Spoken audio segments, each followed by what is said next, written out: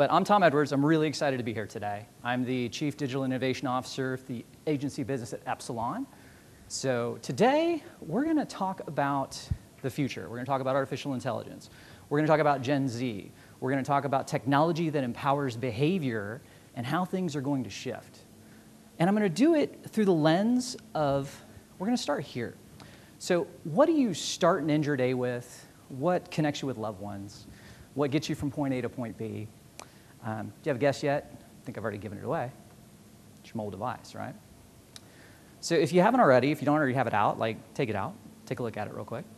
Like, think about your relationship with it. Think about how many times a day that you check it. And if you want to tweet during the course of this presentation, it's at BlackFin360. Totally cool if you want to. Leave it up to you. But the thing to really think about, you know, we have more computing power now in our hands than any generation prior to us. But what's going to happen is our primary way of interfacing with technology is fundamentally going to change. It's going to move beyond just the mobile device. And so we're going to talk about that today. But before we go to the future, I like to start in the past.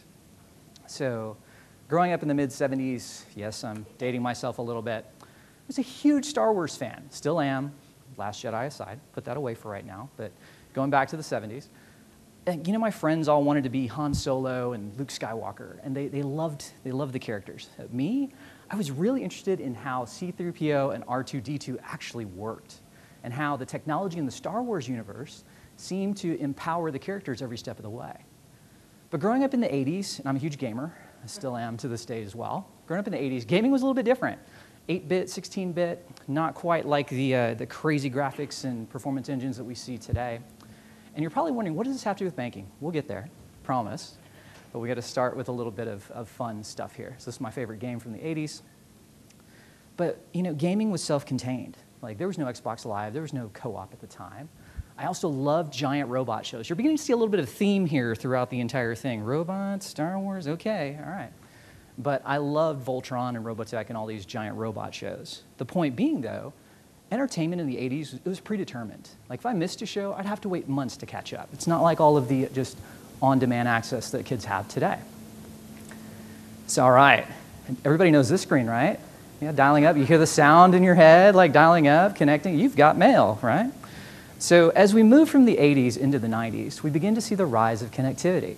So connectivity through AOL, and then obviously everybody remembers trying to download pictures in the '90s. Took a little while, right? You can go like grab a sandwich, you know, a cup of coffee or something as you're waiting, and it takes a little while to get to the end, and then you get confirmation you're done. And obviously, you know, we saw the rise of the graphical user interface, you know, tied to Apple and specifically now with Windows during that time. But coming back to our initial point of conversation, the mobile device. We begin to see the rise of mobile in the '90s. We see hundreds of different form factors, lots of different device types. And you know, as we move into the '90s, you see it right down there in the little tiny corner. You know, computing at this time was primarily confined to the desktop. Just like most computing today is primarily done through the mobile device. So as we're looking at the '90s, all right, you know, going into the mid-2000s, moment of truth here. So this is a safe place. How many of you actually had the Motorola Razr? Raise your hand. Let's see it. Oh, yeah, look at the room. Remember trying to text with this thing, the 3 numbers, 3 letters? It was not really, it really wasn't easy. But anyway, the Motorola Razr is a really good kind of example about innovation and disruption. When you think about disruption, disruption is primarily removing a barrier. And innovation is building on something that's familiar. So as you're thinking about the Razr and the fact that it looked like phones that you'd had previously, fast forward into 2007 with the iPhone, multiple form factors into one, streamlined touch interface, it was amazing. But in my mind, it wasn't necessarily the launch of the Apple iPhone that ushered in kind of this era of smartphones. It was really the App Store. Because when you start thinking about it, it was when we were able to democratize third parties to where we could create personalized experiences that made it our own. Now we have hundreds of applications on our phone. There are 180 billion app downloads that have occurred to date. So it's incredibly important to understand that this is a very important moment because we're beginning to see the shift towards empowerment of the consumer. And now, 5 years after the launch of the iPhone, you had 1 in 5 people that had a smartphone. Now remember that 1 in 5 number because it's going to come up again later in the presentation when we're talking about a new technology. So when you start thinking about this, fast forward to today, 95% of people have a mobile device. 77% of those are smartphones. It's basically that ubiquity leads to accessibility. And accessibility leads to empowerment. So you start looking at, we're empowered to create now. Obviously, we create 400 million selfies last year. 95 million of those ended up on Instagram. 300 minutes of YouTube content that were created. So we're empowered to create. We're also powered to amplify. And what I mean by that is, you look at our dependency on social media now, our expectation for on-demand content. It needs to be almost in real time. So how we consume content's shifting and evolving. Even today, even traditional social media now is shifting beyond traditional social posts from a brand personification standpoint. And now the story format is going to surpass the traditional social format very quickly. That just came out yesterday. We're also, this idea of influence has shifted as well. So influence no longer comes from Hollywood. It comes from YouTube celebrities and streamers, especially for those 13 to 18. So as we think about all of these kind of implications, this shift towards empowerment, the way I like to look at the future state is I like to filter it. So I look at three fundamental things. I look at technology that empowers consumers. I look at exponential, which is intelligent systems that are going to further accelerate how we interact and the systems that interact with us. And I look at enhanced. It's that combination of physical and digital reality. So this is going to be the lens in which we're going to look at and talk about this fundamental shift that's coming to where the mobile device is no longer going to be the primary way in which you interface with technology. All right, we're going to start with empower. This is really important because a lot of people don't realize the fundamental impact that Gen Z is going to have on the marketplace. That's tied to either retail banking, that's tied to many other facets here. So these are my kids, 15, 13, 10 years old. They're part of the first mobile-first generation. They learned to swipe before they learned to speak. And they're going to represent 40% of consumers by the year 2020. And their behaviors, not only my children, but beyond, it's interesting to see the behavior. So 2.5 hours a day spent with on-demand content. 2.5 hours. That's game streams. They view YouTube as a remote control. It's all about control. The behavioral connection here is the control over experience. The second part is gaming. So they spend 1.5 hours a day gaming. That's my son Gavin in the middle. He's 15. He's an aspiring esports athlete. Oh, that sparked a lot of conversations in our house. Do you know the University of North Texas now has a varsity esports team? It's insane. 300 million people are watching and viewing competitive gaming. It's crazy. But yes, it's athletics of the mind is how he says it. My wife's like, yeah, whatever. So that's going on. All right. So as we look forward to music, music plays a big role. So 51 minutes a day are spent with music. And music is the primary use case for Gen Z when we're talking about conversational experiences. You think about smart speakers, you think of Alexa, you think of Google Assistant. So we're already seeing shifts in behavior. But this is one of the biggest shifts tied to empower that we need to understand. That's fundamentally going to transform marketing over the course of the next few years. So it's the fact that the camera has become the home screen. We've kind of evolved over time as we interact. We saw the jokes tied to, Windows as an operating system, et cetera. But for Gen Z, it starts with the camera. Now before, the way we use a camera primarily, it's about capture, And actually Gen Z takes about 1 hour of selfies a week. And I can validate that with my daughter, for sure, 1 hour. 1,000 pictures to get one. Like, all right, got it, good. But you think about it now, the camera is shifting to a communication device. So it's replacing previous forms of communication. They're moving past, previous generations wrote letters, others, actually picked up the phone and called each other. If I actually asked my kids to call someone, they had no idea what to do. Like, if I can't see them, why would I do this? But communication is key. And it's also a platform for expression. One thing that's incredibly interesting is that 69% of Gen Z views the camera as a platform to create from. 66% have their own YouTube channel. They're full on about creation. It's not about creating content to connect with this generation. It's about enabling their creativity, which is incredibly important to understand. And here's some staggering numbers. So Snapchat, 70 million people every day, use augmented reality filters, the little fun faces and everything else. That's a form of AR. So it's the camera being used as a portal into expression. They're spending a couple minutes a day, and they're actually taking and sharing that content as static content as well. 200 million shares that are happening. This is real-time data that's being integrated into an AR-based experience.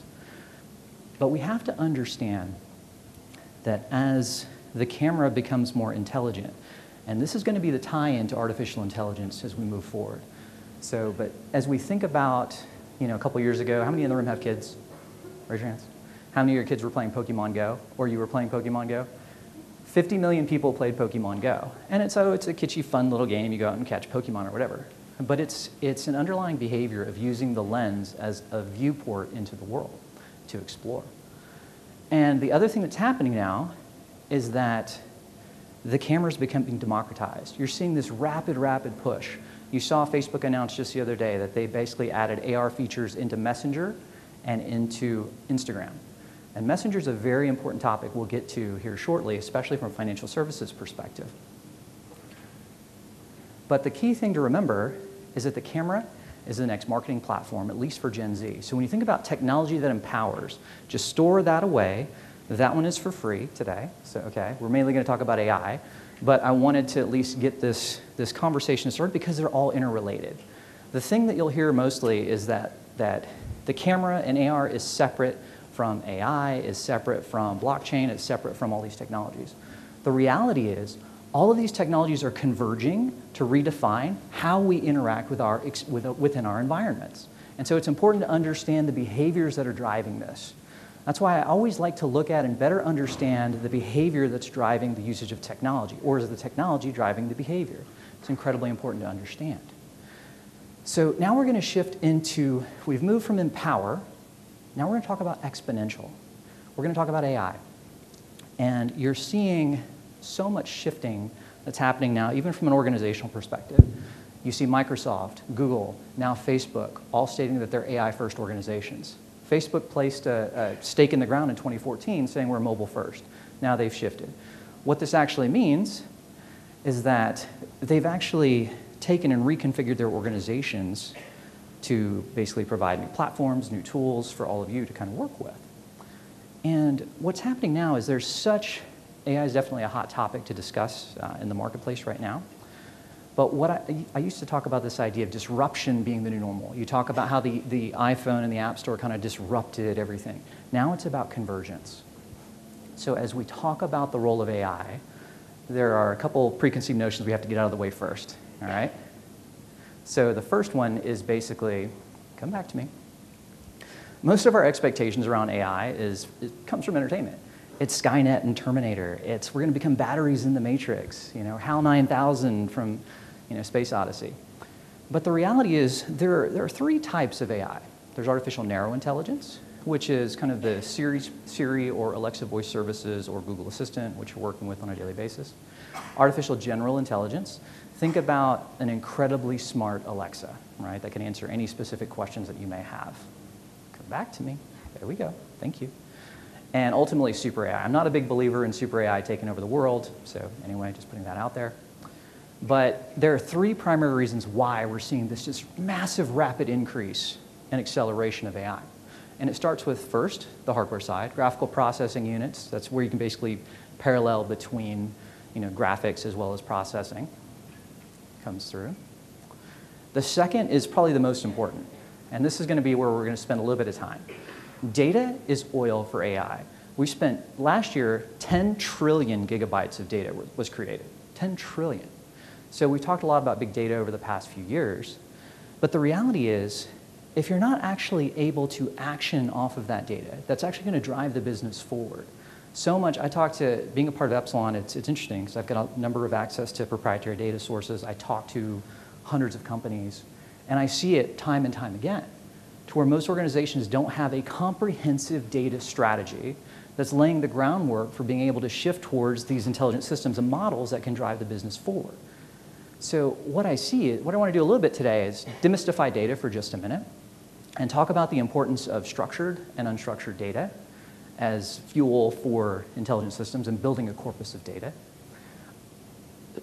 Structured data is like data of identity. That's known data, that's your first party data, that's what you know about the individuals or whatever it is that you're tracking against. Unstructured is everything else that's happening in the world. So that's cultural data, that's reviews, that's conversational, et cetera.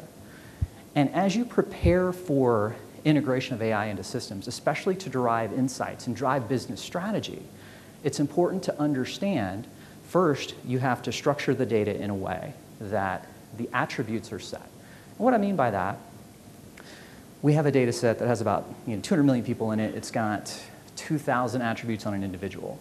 But the reality is I don't need 2,000 attributes to know something about you as an individual. If there's a specific behavior that I want to understand, I need to be able to take that and action off of that. So whatever your data sets are, however your first-party data is structured, it's incredibly, incredibly important that you're setting yourself up for either leveraging machine learning or deep learning. And we'll talk on that in just a minute. So the other side of this, too, is how you actually dimensionalize it. So I'm a big believer that in order to drive business strategy, we reviewed hundreds and hundreds of creative briefs. And it came back, there were 4 primary business drivers for almost everything that our clients do. It's acquisition, growth, win-back, retention. Those are the 4 core territories. So what my team and I have actually done is we've taken and redefined how we view data sets and attributes, applied intelligence systems to it, so we can dimensionalize the data, basically filter it and create new models on the fly so that we can ultimately get to the most important point, which I'll come back to this slide, which is predictive decisioning. The number one thing that's going to drive adoption of artificial intelligence systems to enhance our lives, to empower us, our technology to adapt to us versus us adapting to it, is the ability to drive predictive decisioning.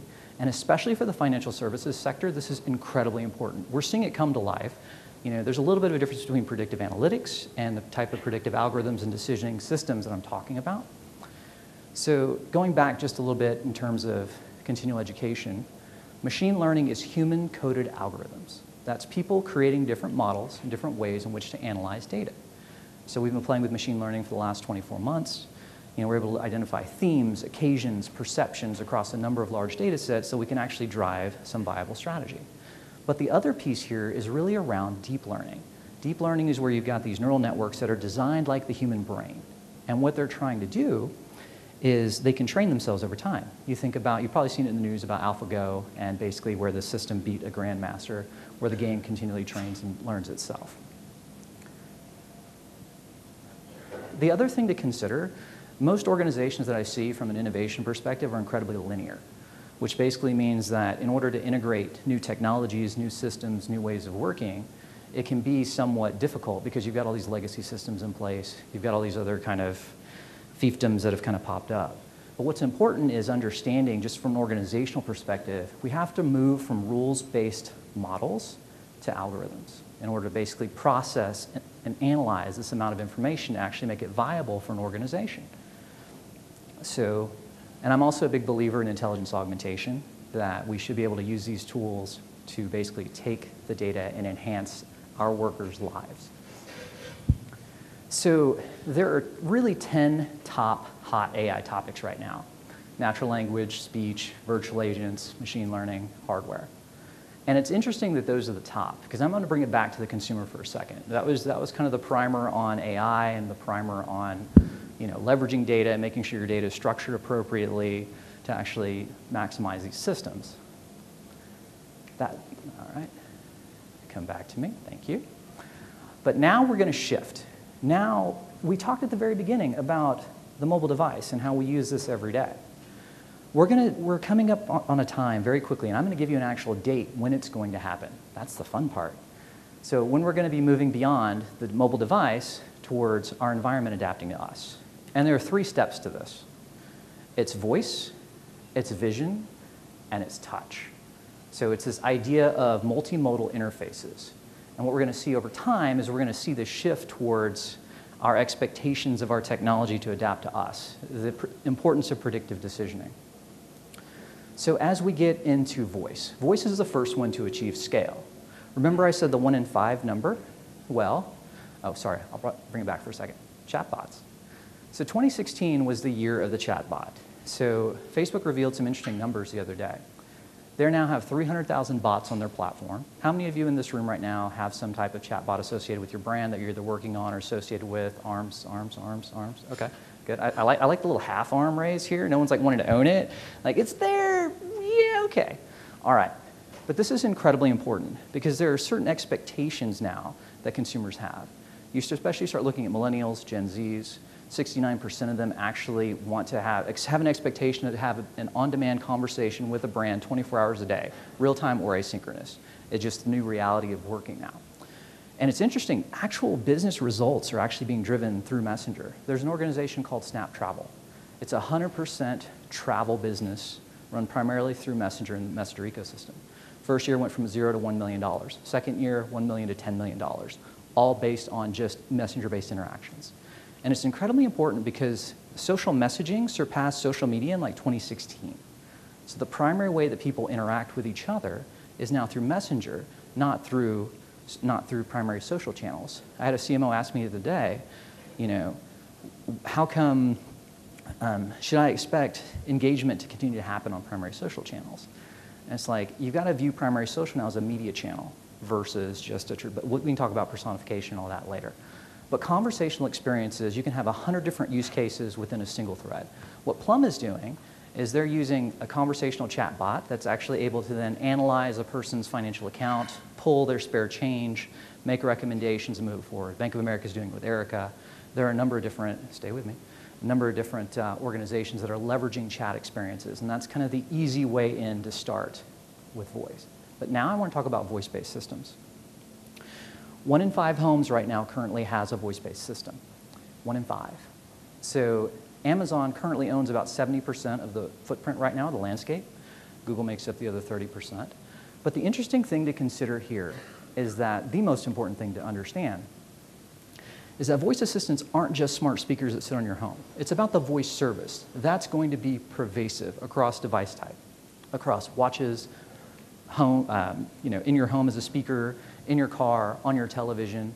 There are now 30,000 skills associated with Amazon Alexa skill services. And the one thing that they did recently that's incredibly important to pay attention to is they launched something called Blueprints. Blueprints will actually allow you as an individual to take and customize your own skill. So if we want to leave notes for a babysitter or do something like that, we can quickly and easily take that and have it adapt to us. That is a key fundamental piece that's missing, is the democratization of the technology to everyone else. That is when things accelerate. So that's beginning to happen. The other important thing to understand and note, I met with Amazon while at CES. And one of the things that was discussed and recently revealed in the news, I can talk about it now finally, is that they moved their entire pay organization, Amazon Pay, into the Alexa team. Think about that for a minute. Think about, that's a huge move, and it's very telling in terms of where they want to go in terms of their payment services within the voice platform. Not as a separate entity, but within the Alexa team. Now, the other side of this is Google. So as you start thinking about Google, yes, they're only at 20%, but I'd be very hard-pressed not to bet against them, because there are 200 million devices currently right now running Google Assistant. Google Assistant is also tied into the Google Knowledge Graph. So everything that's happening from a search perspective, all these things are kind of interrelated. And you can build actions within this, you can deep link within this, they support third-party payments externally. But it's incredibly important to understand, as an organization, you have to have a strategy for both desktop, mobile, conversational, and voice. Because, I'll tell you why. What we're going to do is, we as people are going to continue to become used to the role that AI is going to play in our lives. In my research, and I research across generational cohorts, Gen Z, Millennial, Gen X, et cetera, Boomer. The number one thing that pops up is, as long as the technology provides convenience and ease of use, that's the number one thing in terms of adoption. What's going to end up happening, in my mind, is this concept of the proxy web. What that basically means is that we're going to continue to see over the next few years that virtual assistants are going to begin to play a more important role in our lives on a daily basis. You're going to begin to see this shift to where instead of now, if my associate Rob and I want to go to dinner, we have to text each other, oh, hey, where do you want to go, what type of food, etc. Moving forward, the assistant understands and knows our food preferences. It understands the specific places, and it can work behind the scenes to just enable our lives and make it easier. So that is one example of the proxy web. This is also where I see probably the most immediate application of blockchain at scale. Because if you've got virtual assistants now that are taking and transacting on your behalf, this is the other interesting piece. So when you start looking at the generational research, Gen Z wants to use these systems to kind of predict, or sorry, to schedule personal meetings.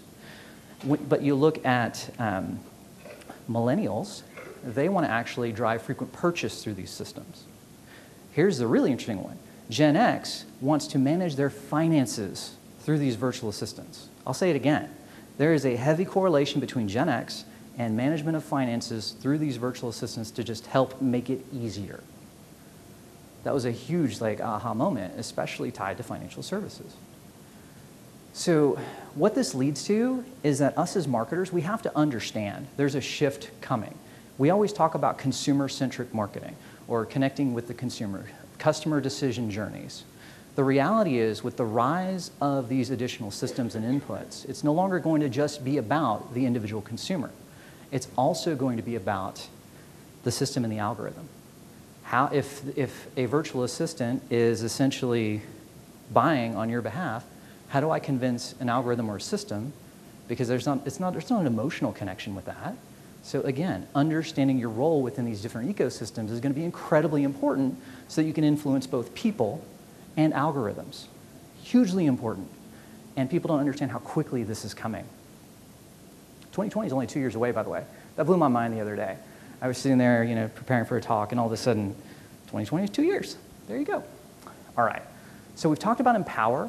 We've talked about exponential. Now, we're going to talk about enhanced. It's this connection of physical to digital. It's the it's the vision and the touch aspect that's going to play a key role. So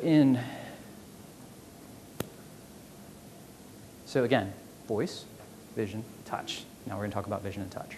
But first, we talked about AR. We talked about the camera as a point of exploration. What's going to end up happening is that place data is going to be incredibly important during this time as well. So Google and others, Facebook, they've opened up their places graph, 140 different million locations. So those of you in retail banking, this is kind of important to pay attention to. And I'll come back to why. Audio augmented reality. I can't believe I put that picture in there. Okay. But audio augmented reality, I saw this at South by Southwest. And normally when we think about augmented reality, we think about heads-up display. But what actually was really interesting, and the thing that really stuck with me, is that Bose is actually using audio AR. So they're using invisible location-based cues to then enact a voice-based interaction with your environment. It's very seamless. It wasn't intrusive. It was very interesting. So the role that voice plays is going to be interesting. That's how voice is going to begin to transition into AR. Here's where it gets really interesting. One of the biggest trends I predicted heading into 2018 was computer vision. It's a form of AI. So computer vision essentially allows you to basically take and assess your environment, pull out high-dimensional elements from it, and drive decisioning off of it. So it's incredibly important to consider. We saw it at CES as well. And when you start thinking about it, Facebook actually just had their developer conference the other day. And they're continuing to advance their vision of computer vision. What's happening here, this is a technology called dense pose. Now Facebook is able to track in real time, in real speed, basically take and outline you as an entire individual so that you can overlay AR-based things in real time and stitch it together immediately. The processing capability and power of that was just unheard of even a few years ago. So it's interesting. And you think about the role that computer vision plays in redefining retail. So a lot of startups that I saw at both CES and South by Southwest. This is a picture inside the Amazon Go concept store in Seattle. But you start thinking about the role that the systems play. The systems are beginning to make the decisions. So it's able to analyze what's happening within an environment and ultimately make a specific recommendation or decision or transaction or something that happens after that. Another thing that's really interesting, this one I found kind of funny, only in China. So this is Baidu and Kentucky Fried Chicken. They're using facial recognition technology to dynamically recommend what you should order from KSC based on your facial expression. That could go one of two ways really quickly. Oh, hey, you need a 20-piece. Hey, all right, okay, cool. So regardless, again, only in China. But it goes to show, again, how trying to leverage facial recognition using the camera to assess your environment is important. But what I take away from it, go back to our discussion around the camera for a second as a marketing platform. Now, if you're able to align the camera with virtual assistants, you can drive new forms of interaction within your environment. You can scan different things. You can have a direct correlation to what that actually is or what it means within a virtual assistant. You can take and look at a physical location and pop up things that aren't there, basically, and have an understanding or a contextual understanding of your environment. This is where we're heading, and this is where you can begin to imagine the jump from your phone to another device, whether that's glasses. All of the big major players right now have patents out on AR glasses, all of them. And the other thing that's really interesting too, when you look at the research, millennials and Gen Zs are obviously the ones most open to glasses and contacts. Not implants though, surprisingly, like one too many Black Mirror episodes maybe? I don't know, that's a little creepy. Anyway, I heard one laugh, so one Black Mirror fan in the crowd. Netflix, all right, there we go. It's not a fun presentation if there aren't pop culture references. That's for free too. All right, the third one is touch. So as we think about gesture-based interfaces and natural interfaces, in order for our environment to truly adapt to us, we need to be able to control our environment in multiple ways, whether that's through voice, whether that's through touch, whether that's through gesture.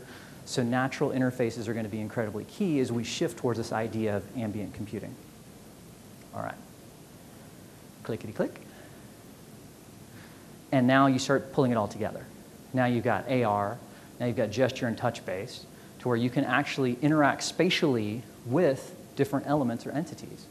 So yes, they're playing with a shark here, but this applies to, Snap recently showed some really interesting, and Facebook did as well.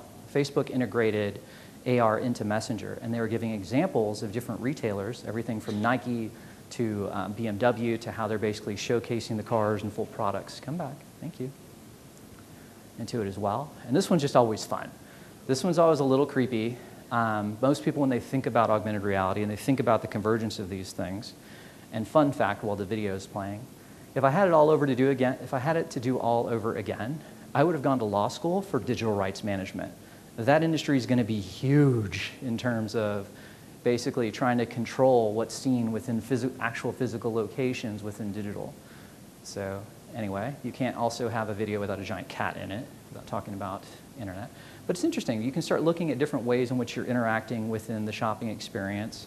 You see your little fun dog there that's, basically a loyalty mechanism, walking through the store, different elements kind of pop up associated with your personalized preferences, et cetera. It's just a fun mock-up of what it could potentially look like moving forward. But how are we going to get there? How are we going to go from this mobile device towards everything that we talked about momentarily? And I'll tell you. While preparing for this talk, I realized that I've had 18 different mobile devices over the last 20 years. 18. And especially over the last, since 2007, the operating system has been the one consistent thing that's been a part of this experience over time. The form factors change, the hardware, performance-wise changes, but the operating system fundamentally has not been disrupted. The Apple App Store has not been disrupted since 2008. We all have hundreds of applications on our phone, yet we only use 5 to 10. So what's happening is organizations like Google are developing experimental operating systems that put the virtual assistant at the center. So that's how it's going to start. It's going to start with this disintermediation of applications to where the operating system becomes the assistant. And we're going to see the shift to what's called scene design. So instead of me having to check into a flight via a separate application, input into my navigation, turn on the pool when I come home, and turn on music so I can hang out with my family, it happens in the background. So what ends up happening is the operating system the assistant already knows and understands, I like to check in 2 hours before a flight, submits me for an upgrade. It automatically pre-routes my destination of where I'm going to go. When I come home, it knows the preferences that I have, the temperatures to heat the pool, music to get the kids out of their rooms downstairs. Like that's how we see this kind of evolution to scene design coming. And it's going to fundamentally change, and it's something that's kind of scary for a lot of organizations because there's a lot of dependency, we need to launch a native application. yes, you still need, native applications are still viable and relevant for the next few years, but you also have to be thinking about and designing for these future state experiences that are coming much faster than you realize, and there are a couple fundamental steps you can take to start with that, like owning your brand experience within a conversational ecosystem, via chatbots or within Alexa and Google Assistant. So when is this going to happen? What's the date? Conducted a lot of research on this topic, a lot of discussions from 2021 to 2044. But my prediction, based on the exponential growth and acceleration of technology, as well as behavioral, as well as where some of these certain things are, 10 years out. We're 10 years away from multimodal at scale. That means new forms of interfaces that are going to help us and allow our environment to adapt to us versus us adapting to the environment. So there are a couple things that I want you to take away from this presentation. So doing a little recap here for you. Number one, understanding the role the camera is going to play with your consumers moving forward. It's moving well beyond a capture device, it's a communication device, but it's also how do you enable their experiences and creativity. The second is what I call the new 4 Ps. So I teach also at SMU in Dallas, taught thousands of students on the principles of marketing, product, price, place, promotion. I look at it as 4 fundamental things. It's psychographics, predictive, proxy, pervasive. Things to keep in mind as you're thinking about how to navigate these new world. Psychographics, basically everything we talked about, and it basically means having a solid data strategy that combines unstructured, structured data that aligns to your overarching business goals. That's one. The second piece is predictive decisioning. This is one of the most important pieces, but you can't drive or create predictive models if you don't have a good corpus of data or an understanding of what you're ultimately trying to accomplish. You can't just sprinkle a little AI on it and expect it to go and really drive your business forward. The third piece is designing for the proxy web and understanding behaviorally that it's coming. Understand how you fit and what role you play within these specific ecosystems, within Alexa, within Google, within Siri, once third-party developer opportunities arise. Understand that this is happening and make sure that you're controlling those experiences. So here's what happens. If you don't have a Google skill right now, your brand is completely dependent on whatever the search ranking is associated with whatever that experience is. You can't control it. Whereas if you have an action launched, you can branch that, you can control how people are interacting across those various systems. 1 in 5 homes now has a smart speaker. So if you're not already thinking about the role that voice plays, you should be. And the final is pervasive design. It's understanding, it's not just designing for desktop and mobile. It's designing ultimately first for voice, and a voice-first UX experience is different than a traditional web experience and how you create those. It's understanding the role that vision is going to play, computer vision, and ultimately with touch as well. So just thinking about this whole construct and idea of moving forward. But that's it. That is what I call the E-3 framework of multimodal voice, vision, and touch. We left about 4.5 minutes left for questions. So I always get the same reaction at the end of this presentation. People are either like, whoa, or like, yeah. So I'm feeling more of the whoa with this crowd right now. I'm kind of looking across the room, and it's like, what just happened? It's 9 in the morning. Thought I was going to hear about AI and boring ROI so I could continue and take a nap or something. But questions? Anybody? Anybody? Questions? Question? Yes, sir. They're coming with the mic for you. I was curious about the reaction to implants, because there Yes. are some companies that they'll do like, it's about the size of a grain of rice, they implant it, and here you can buy soda, but you see, even with the younger generations, that's not going to catch on? Or? Yeah, anything that's invasive or requires surgery at this point, not necessarily. You're seeing some new wearable technology to where they can basically do it like a tattoo on your skin now that's not permanent, so there are like electrodes that tie into that. That's one thing. There's brain control interfaces that kind of connect to the back of your behind your ear, and they can connect in. So I think more of the trend is moving towards those type of interfaces to where it's not permanent and a little less scary. All right, yes? So we're a community bank in South Louisiana, and after hearing this, and I've been fighting for it for years, but is that to even think about getting into AI, we need to have clean data. Correct. and that's one of our biggest pain points. I can say it all the time, to spell the word correctly in the damn box, but it doesn't mean they're going to. Right. And so, our core is just, it's got, and hopefully I'm not the only one speaking about this, but our core has a ton of dirty data in it, and I've been telling my boss, I'm like, we really need to focus on this. So she asked me particularly to come to this session, and so what I'm taking from it is we need to start with our data Correct. to even go there. Yeah, that is like the gasoline for your car. Like, you can have the best, car on the planet, and Rob's a car guy, so he knows. But without the right fuel, you're not going to go anywhere. And so I've done so many of these talks specifically on data. I was in a room with, hundreds of marketers and talked about data strategy, and people look at you like you have like the fish from The Simpsons with the 3 eyes or whatever. But that is the number one step. You have to have, an understanding of what you want to do with it. It's not just the fact that you have it. It's you've got first-party data, but then ultimately, where are you trying to get to? Are you trying to get to a predictive analytics scenario to where you can predict certain things through these interfaces? That's going to require a certain level of understanding. Like, there are different things you have to have foundationally set. And the number one thing is education. So coming to things like this, or having people like myself or associates coming to your organization and having that conversation to help educate on what clean data should be and how you should be using structured and unstructured data to drive the business, that's really key. Questions? Oh, over here. Anyone else? Oh, hi. Hello. It's hard to see with the lights. Hi. Can you give us some examples of unstructured data? Many financial institutions have great structured data, clean and unclean, but how do you mix in the unstructured data? Absolutely. So I'll use an esports example here. One of the things, since I mentioned in gaming and my son is a gamer, I wanted to take and really understand, is there a way that I can align different genres of gamers with different personality types? So I use kind of this ocean model of openness, conscientiousness, et cetera. And I was able to use basically anything that's available on the open web that's non-private data. So that's anything from forum discussions to reviews to whatever else. And then you're able to do some interesting things.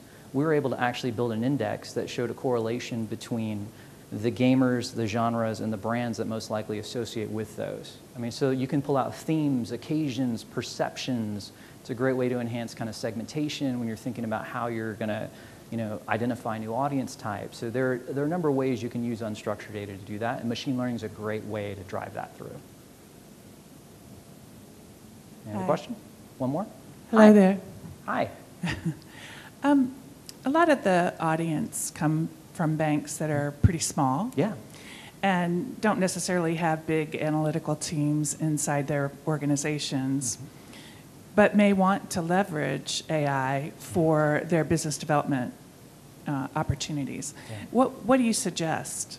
So there are kind of 3 core things that you can do there. Number one, you can look to try to hire somebody internally, and there are a couple places you can hire from. You can hire fairly cheaply out of academia at times. So there are a number of AI researchers that want to flip over to the corporate world. That's one. They have a deep understanding of kind of the models that are in place, how to use the data. Some are even adept at leveraging the technology. The other side of it is you kind of need 3 pieces to really have a success. You have to have somebody who understands the technology. There's a lot of open source libraries that are available and out there to take and use. That's one. The second is somebody to understand what are the models or things you're actually trying to accomplish, and being able to kind of analyze that and piece that together. And then the third one is actually basically the teams are going to help validate and quality test those different things. So it's kind of a joint effort. And one of the biggest things I recommend is not having linear but very kind of horizontal organizations, truly evaluating what is our data strategy, what do we want to do with this, what are the small incremental steps we can take, do we go with a third party versus building it ourselves. There's a lot that goes into it, but it's incredibly important because this is going to drive experience interaction moving forward. All right, that is it for time. I really, really appreciate all of you today. Thank you very much for coming, and have a great day.